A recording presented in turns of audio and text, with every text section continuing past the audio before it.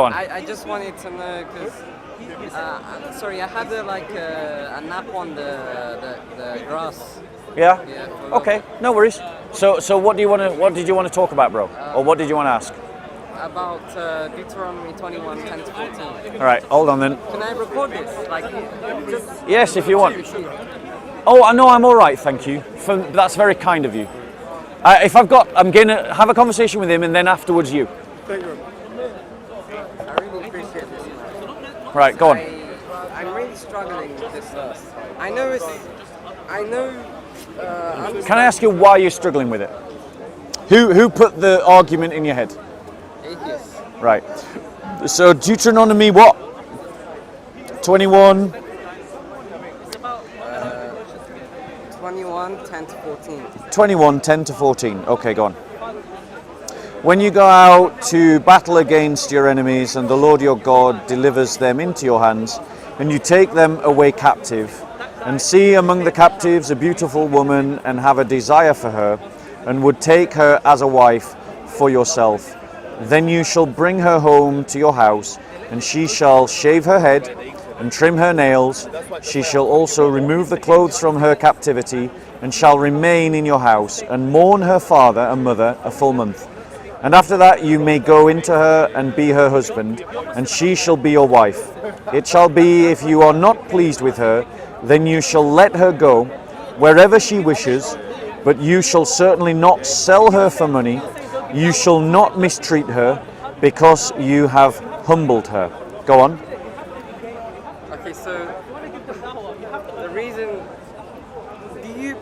first of all, do you believe in an absolute morality, a objective morality, and a subjective morality? Or do you believe just objective and subjective? Okay, so I think it depends on the category that we're working in. So epistemologically, ultimately, everything ends up being to some degree subjective, because the individual has to make a choice about what they accept or reject. But in terms of moral values, I believe in absolute moral values. You see, the question I'm getting, or I'm formulating by myself, is Yeah. that why would God command this through Moses? He never commanded it, but he kind of put limits on it. Yeah. And I know this was the Bronze Age, and this is what they had to do in order to survive. Yeah. So it's not just in order what they would. So let me deal with that point exactly.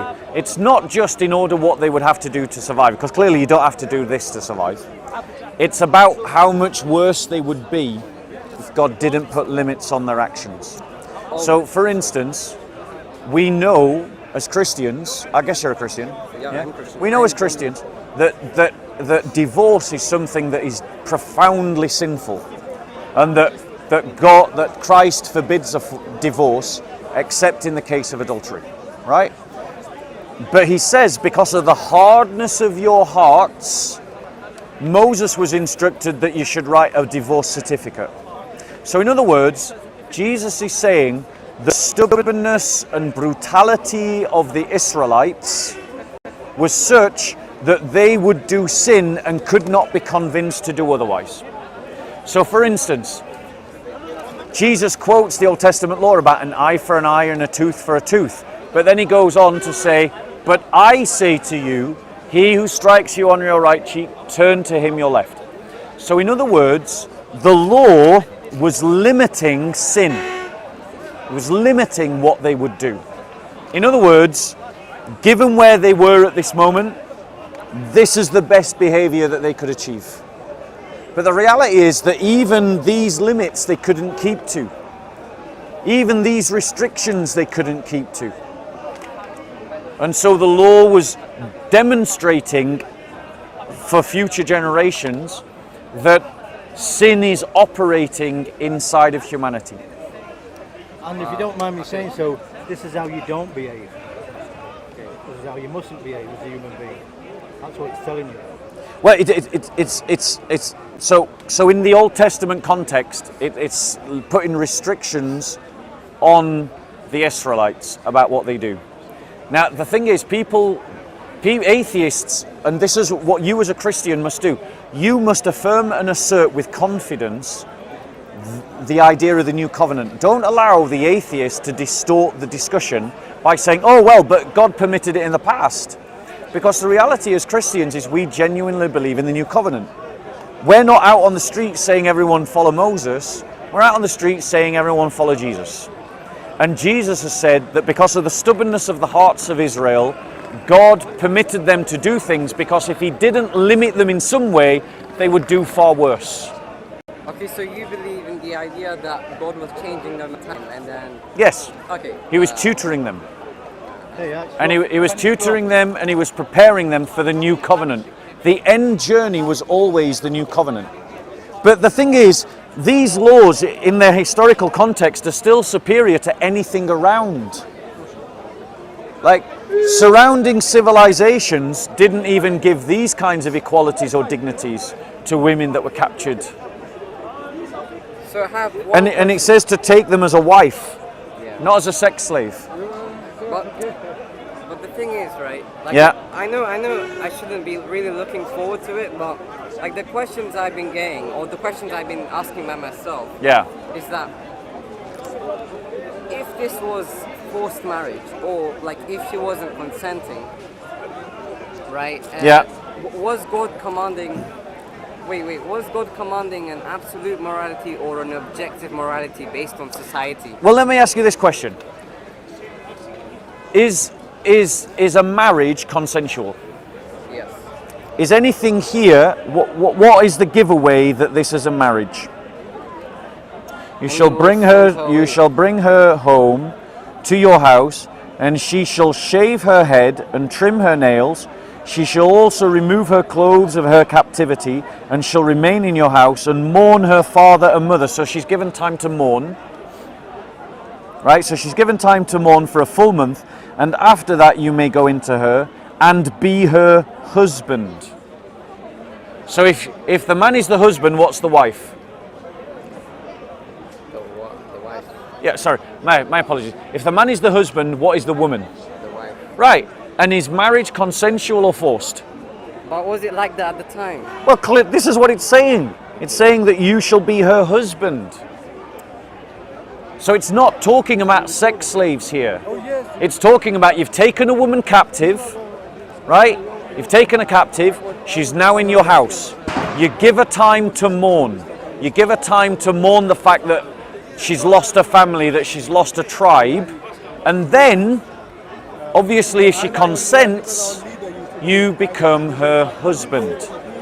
There's no sex slavery here. It's all in the word husband.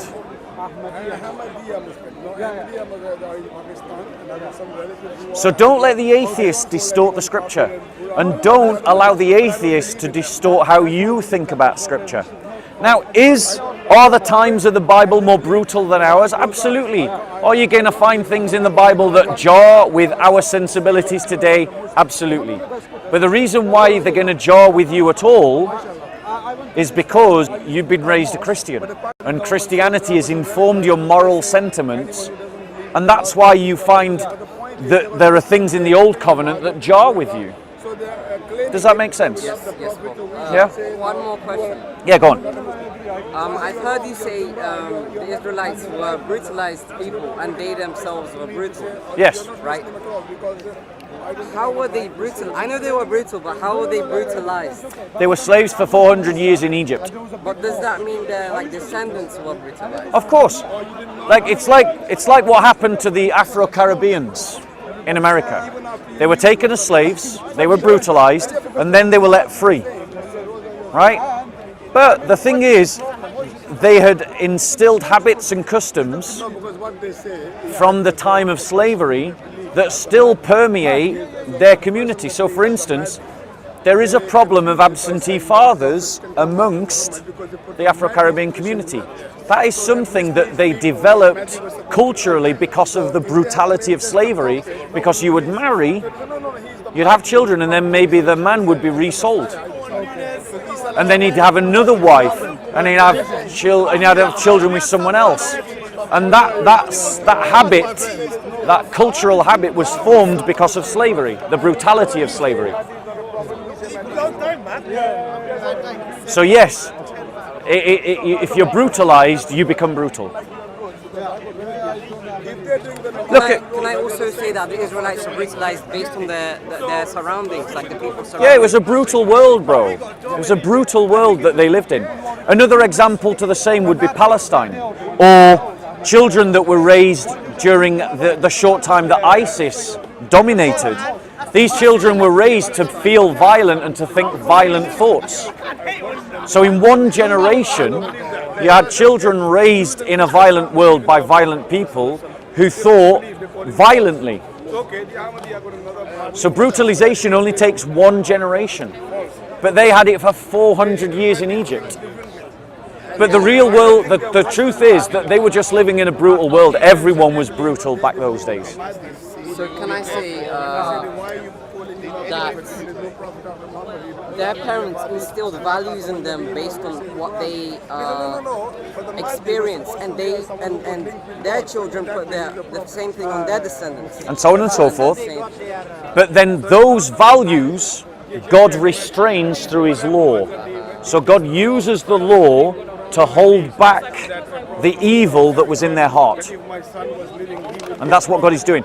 But their heart is so evil and so stubborn that without that law they would do far worse. And God realizes, like a good teacher, He realizes what His students can accept and not accept. And so He leads them forward to the new covenant through the prophets. You know, because Moses passes a law that says sacrifices. Bible that I can take home and read. Yes, of course. Thank you so much. Yeah, absolutely. How good? Like, your English is really good, so I'm going to give you a King James. I don't know about that. Right? I did get a star in my. Yeah. Every now and then, the English of the King James is a bit awkward, so just look up in a dictionary or thesaurus. No. Yeah? We'll talk again. I just need to finish this I conversation. just want to ask you a question on Christianity. Can I just finish this conversation Can with I him? ask you a question on Christianity? Yes, definitely. No. Let me finish this conversation That's with him. all right. Yes, definitely. No, Yes, I'm only going to learn from you. But there was Yes. a question I want to ask about absolutely, I will. But I just want to finish this conversation with Saying him. that a long time. haven't you? Well, I mean, I'm sorry, bro. No, carry on. I can't talk to everybody at the same time. Yeah. Peace with you, sister. God bless you. God bless you. Anyway, here, let me give you a card. Anyway, so the fact of the matter is that, like a good student, he's leading them forward. So Moses establishes a covenant that says sacrifice animals and burnt offerings. And then the prophets later say, the sacrifice that I want from you is a broken and contrite heart, not animal sacrifices and burnt offerings. So God is leading them forward from their brutal beginnings to the establishment of the new covenant, which is based on love. Does that make sense? Yeah, that makes perfect sense. Yeah? Okay. Okay, one more, but Go on. their wife, right? They were told to send them away if they don't. Like, what is that? Is that Wherever they want to go. what, like? So she said to her, I want to go back to the village of my people, which is maybe one that's not been conquered by Israel. Then then they have to be taken and released back to her people. Now think about this, right? Because the scripture actually says, if she displeases you, right? Yeah.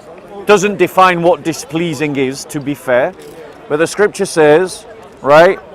If you are not pleased with her, then you shall let her go wherever she wishes. So it's giving the woman a choice.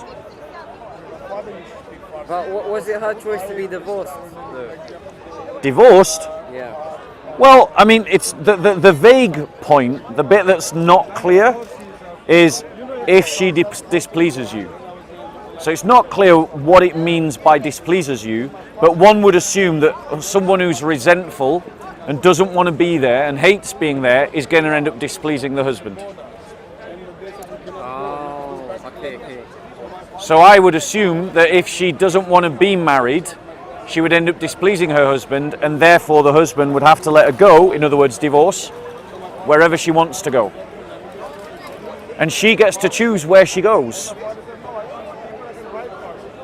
Does that make sense? Okay. Now, please, it says let her go. Let her go wherever she wants. And it says that you can't, so she's not a slave, look. wherever she wishes, but you shall certainly not sell her for money. So she's not a slave. Does that make sense? Yeah, that makes perfect sense. She's not a slave. You shall not mistreat her. So she's not a slave. So atheists are distorting the argument, and brother, you're allowing their arguments to influence your thinking. But you've done exactly the right thing.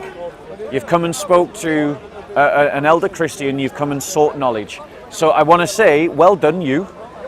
And you're an example of what young Christians should be doing. What's your name? My name, her name or A fake name for Speaker's Corner. ZJ. ZJ. Right, everybody be more, or if you're a Christian youth, be more like ZJ. Yeah? Don't listen to the lies of the enemies of the church. Go and speak to knowledgeable Christian apologists and seek knowledge. That's right. Well done, ZJ. All right, God bless.